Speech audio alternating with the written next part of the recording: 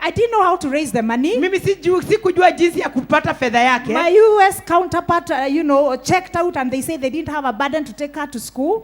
Wale marafiki zangu wa US wakajitoa wakasema hawana mzigo wa kumsomesha. Nika realize nimejingisha kwa shida. And I realized I put myself in trouble. Nimesaik msichana ako tayari kurudi shule lakini sina pesa. Because I have psyched her but I don't have money to take her to school. I sent Ann Gatea 10,000. Nikatumia Ann Gatea shilingi 10,000. Waanze maandalizi ya kumpeleka shule. So that they can start the preparation of taking her to school. Na wakapata shule. And they got her school. The beauty is the principal was a born again lady. Uzuri ni kwamba huyo mwalimu mkuu alikuwa ameokoka. Wamepokea yule msichana. They have received the girl. And what looked like a big burden we didn't know how to accomplish. Na ile ilikaa kama ni mlima kubwa bado tu kujua tutaipada kivipi. I prayed that the Meru community may take over the need because I cannot manage it.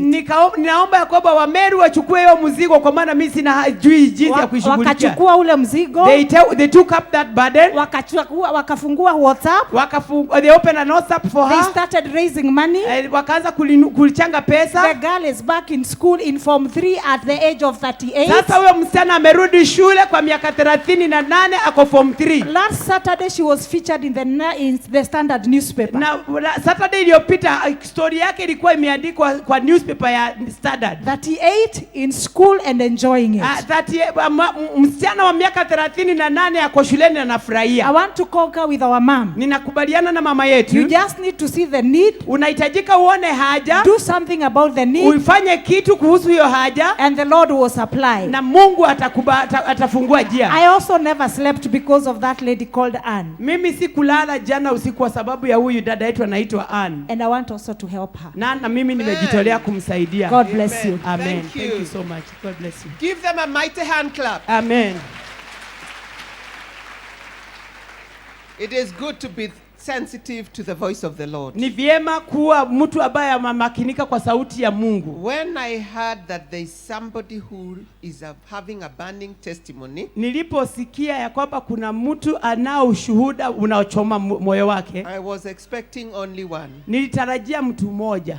There are many. Ni mingi. And they are blessing. Na zote ni za kubariki. As I close, ninapofunga, I want to say to you, ninataka kusema, I too identified a need. Hata mimi nilitabua haja fulani. I had forgotten. Nilikuwa nimesahau. Until the first lady talked about seeing a need of a hotel. Nilikuwa nimesahau mpaka mdada wa kwanza aliyosema anaona haja ya hoteli. I told you that at some point in my life, niliwaambia kwamba wakati moja katika maisha yangu, I was overwhelmed with debt. Mimi nilikuwa nimeshindwa na madeni. I had beat too much. Nilikuwa nimeokopa zaidi.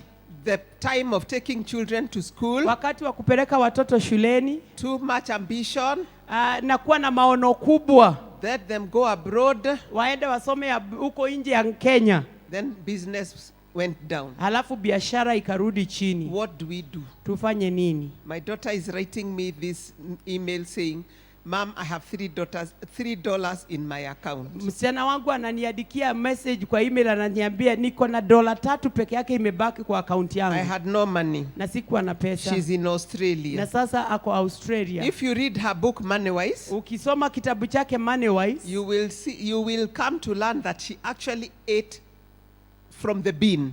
Utakuja kugundua ya kwamba huyo msichana wangu alikula kwa pipa. My daughter. Msichana wangu. Oh my God. Yes, Mungu wangu. Because I didn't send her money. Kwa sababu sikumtumia pesa. Others who they were in school with, wale wengine alikuwa nao shuleni, became prostitutes. Wakafanyika makahaba. They used to call themselves call girls. Walikuwa najiita call girls. You are in the newspaper, uko kwa gazeti, advertising. Unajiweka wazi hapo. If I have ever known the dangers of taking children abroad without having the money, ningekuwa nimejua ile hatari ya kupeleka watoto nje ya nchi kama huna pesa ya kutosha. In fact, I became an ambassador because I went and saw how the girls are living. Kwa sababu nilienda nikafanyika hata ambassador, kwa maana nilienda huko nikaona vile wasichana wanaishi. Others are surrogate mothers. Wengine wamejitoa, umbu zao zinawekwa watoto wa mama wengine, so that they get money, ili wapate fedha. Thank God my daughter only ate from the bin. Anashukuru Mungu msichana yangu alijitolea, yeye akakula kwa pipa. Her brand is Moneywise. Kitabu chake ni Moneywise. How to create, grow and preserve wealth. Jinsi ya kuunda, kuhifadhi na kukuza pesa. You get yourself a copy. Hebu kanunue hicho kitabu. When I take a break, I will go and sit there. Wakati nitaenda kwa break kidogo, nitaenda nikae pale. I'll autograph a few copies. Nitaweza kusahihisha vitabu kadhaa. And so I saw a need. Kwa hivyo mimi nikaona haja. Am I going to Koinange Street? Sasa mimi nitaenda Koinange Street. What will I do? Nitafanya nini? I ask around, nobody has money. Nikiuliza hakuna mtu ana pesa. I live in a big house. Mimi ninaishi kwa nyumba kubwa. One of my big priorities was to build a big house. Haja yangu moja kubwa ilikuwa nijijengee nyumba kubwa. But now I hope I remember to talk about it, because you must never build yourself a big house. Na mimi naomba nikumbuke kuiongea baadaye, ili wewe usiwahi jijengea kinyumba kikubwa. The thing that you need to do is have an income stream. Kile unahitaji kuwa nayo ni mtiririko wa fedha. As you get the income stream from rental houses, unapojitengenezea mtiririko wa fedha kutoka na nyumba za kukodisha, that is when now the rental houses build for you your house. Hizo manyumba za kukodisha sasa zinakujengea nyumba. But I got myself the other way around. I asked my daughter, where were you when I needed you the most? Sasa mimi nilikajipata nimeenda kinyume, nikauliza msichana wangu, ulikuwa wapi na haya mawaidha wakati nilikuhitaji? And so this is what I did. Hivi ndio nilifanya. I opened my home. Nikafungua boma langu. In my church we have mission teams. Kwa kati ya kanisa langu kuna zile vikundi za huduma. People who come from abroad. Watu ambao wanatoka abroad. They come because they want to minister. Wanakuja kwa sababu wanataka kutoa huduma, kufanya huduma. And so I told you my greatest fault is generosity. Unajua shida yangu kubwa ni kuhepeana. So what I did, they used to stay in my house free of charge. Wageishi kwangu bure. So when I told the pastor, now I have a real serious problem. Wakati niliambia mchungaji mimi niko na shida kweli. I want to move out of my house. Ninataka kutoka kwa nyumba yangu. Go to an apartment. Niende nikakodishe nyumba ya gorofa mahali. He told me it is not necessary. Akaniambia sio lazima. Why don't you just consider inviting the missionaries?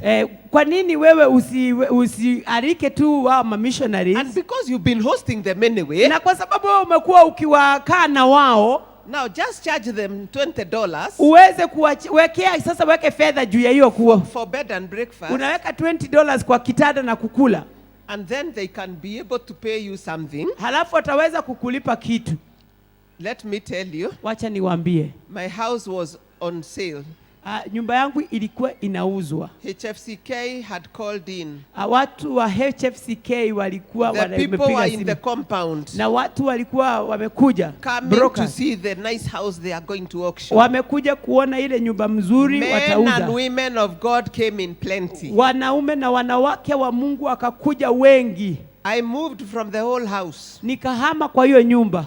I made the garage my room. Nikafanya garage nyumba yangu. Nobody knew where I lived. Hakuna mtu alijua mahali naishi. When you come to my house, you come to the sitting room. Ukikuja kwa nyumba yangu unaingia kwa sitting room. You will just notice I have excess visitors. Utagundua tu mimi na wageni wengi. I have the gift of hospitality anyway. Mimi Mungu alinibariki na kipawa cha kukaribisha wageni. My first deal, kazi yangu ya kwanza was for 1.8 million. Ilikuwa kazi ya 1.8 million. And I tell you, I paid my debt in full. Na nakwambia kutoka kwa hiyo pesa nikalipa deni zangu zote. I still do home I still do homestay.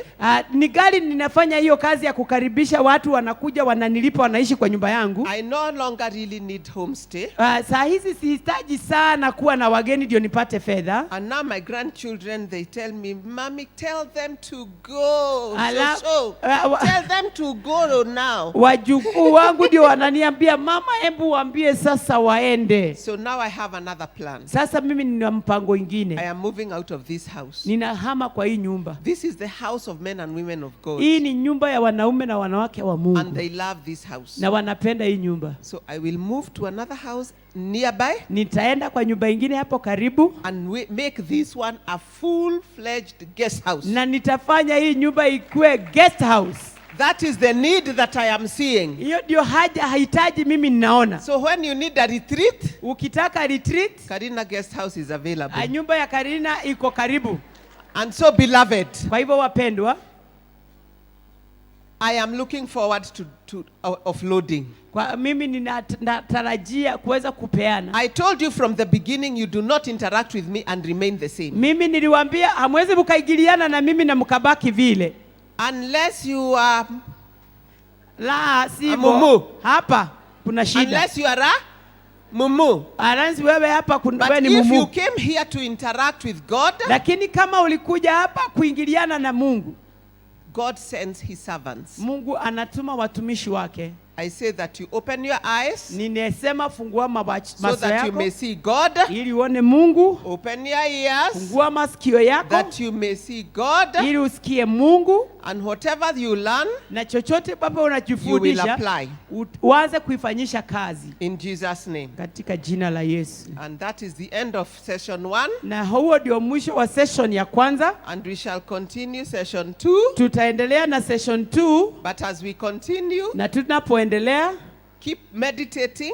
Ebu endelea kutafakari and thinking, na kuwaza, what is it that I want for my life? Nini naitaka kwa ajili ya maisha yangu? I only want to caution you one thing. Ninataka kuhatarisha na jambo moja. Don't aspire beyond your ability. Usitamani zaidi ya uwezo wako. That is living in total pain and disappointment. Yes, ukitamani zaidi ya uwezo wako ni kuishi katika uchungu na machukizo mengi na kuishi kwa uongo. And that is what caused my pain. Na hiyo iniletea uchungu mwingi. Wanting too much too fast. Yani ukitaka vitu mingi kwa muda mfupi, it will be a problem. Itakuwa shida. Because you will then have too much debt. Kwa sababu utajikuta na madeni mingi sana.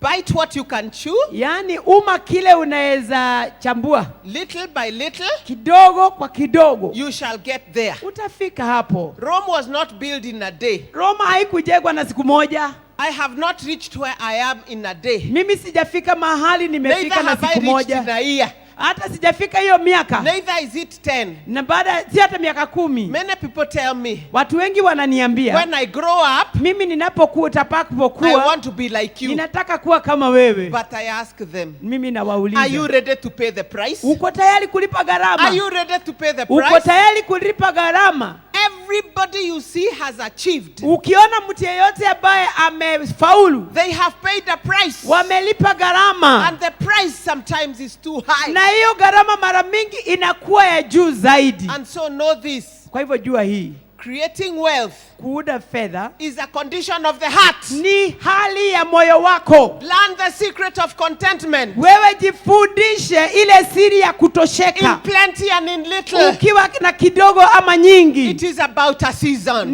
Ni majira. Seasons come. Majira yanakuja. And seasons go. Na majira yanaenda. But say to yourself, lakini jiambie, this is my time. Huu ndio wakati wangu. The heavens are open. Mbingu zimefunguka. God is putting deposits over you. Mungu anawekeza ndani yenu. Granting the desires of your heart. Akikutana na mahitaji ya moyo yenu. At your point of need. Akikutana na wewe mahali unahitaji zaidi. Only be sure. Ukuwe na hakikisho. To know exactly what it is that you need. Ni ujue ni nini kabisa unahitaji. As you desire to create wealth. Unapotamani kuuda mali. May the Lord bless you. Mungu atuwabariki. May his face shine upon you. Ebu uso wake ukawaangalie. May he be gracious unto you. Akuwe wa neema kwenu. May you continue to grow. Na ukaendelee kukua. In love with God. Ukimpenda Mungu. In love with your family. Ukipenda jamii yako. And love your neighbors. Na kupenda jirani yako. As you love yourself. Vile wewe unavyojipenda katika jina la Yesu. Amen.